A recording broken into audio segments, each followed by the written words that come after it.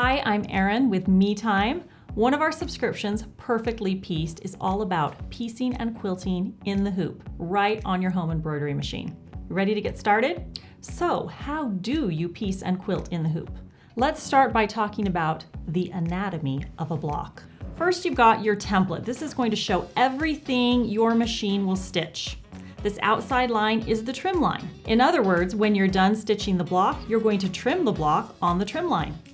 Then you've got the seam line. This is going to show on the back of your block when you're done, and you will stitch on this line to sew your blocks together, giving you a perfect 1/4 inch seam allowance.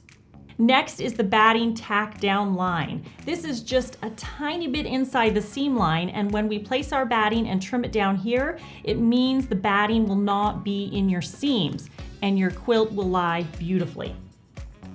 In the center, we have the template. These are all the pieces of your block. The template is numbered to show which order you place and stitch your pieces. Okay, we're ready to get started. I've got my lightweight cutaway stabilizer ready to go. I've got my instructions printed off. I've got my pieces cut. If you're looking for this particular block, this is the free sample block. If you're subscribed to Perfectly Pieced, you'll find it in your Me Time digital library on the Me Time Delivered website. Okay, we've loaded the embroidery file onto the machine and we're ready to get started. First, we're going to stitch the batting placement line, stitch the batting down, and trim it close to the line.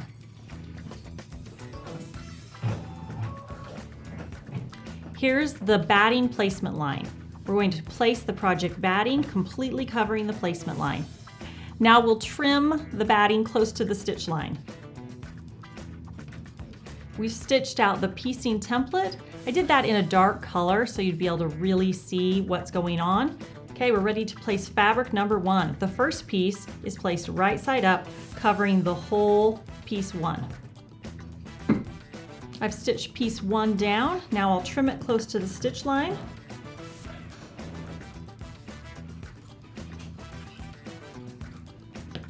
And we're ready to place piece number 2. Piece number 2 and every piece thereafter is going to be placed right side down because we're going to flip it after we stitch it. Are you ready? Here comes the magic. We're going to flip piece number 2.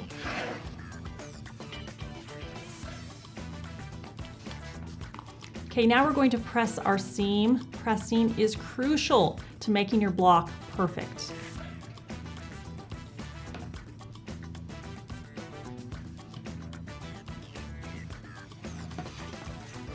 Now we're going to stitch the next placement line. Now we're going to trim the fabric close to the stitch line.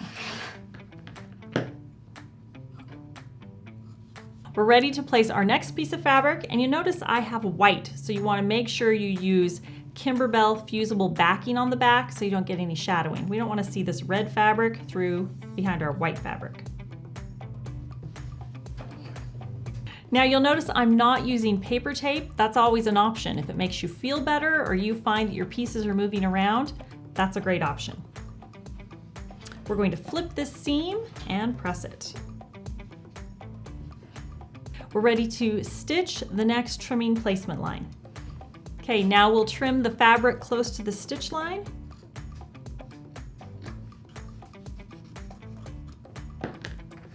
And we're ready to place our next piece, right side down. Line it right up on that placement line and make sure it goes to both ends. Okay, we'll flip and press.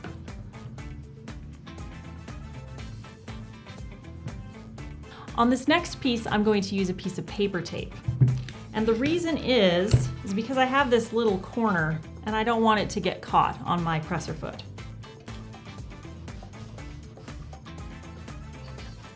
Okay, now I'll remove my paper tape and trim.